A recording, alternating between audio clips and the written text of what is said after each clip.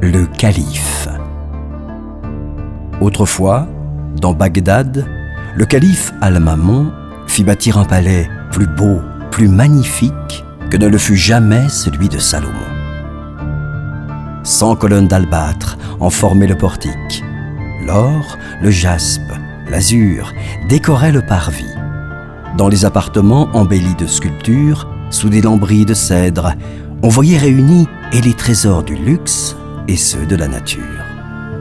Les fleurs, les diamants, les parfums, la verdure, les myrtes odorants, les chefs-d'œuvre de l'art et les fontaines jaillissantes roulant leurs ondes bondissantes à côté des lits de brocart.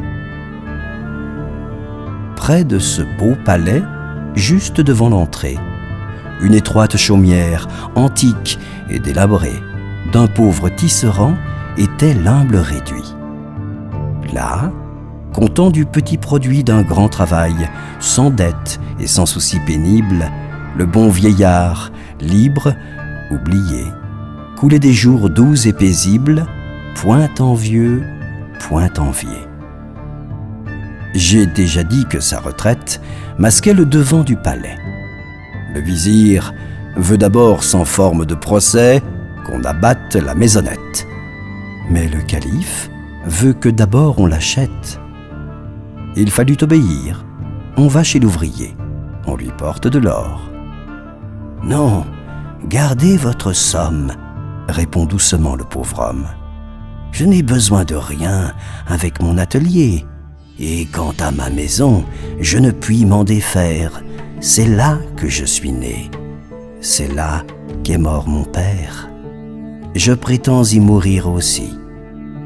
Le calife, s'il veut, peut me chasser d'ici, il peut détruire ma chaumière, mais s'il le fait, il me verra venir chaque matin sur la dernière pierre, m'asseoir et pleurer ma misère.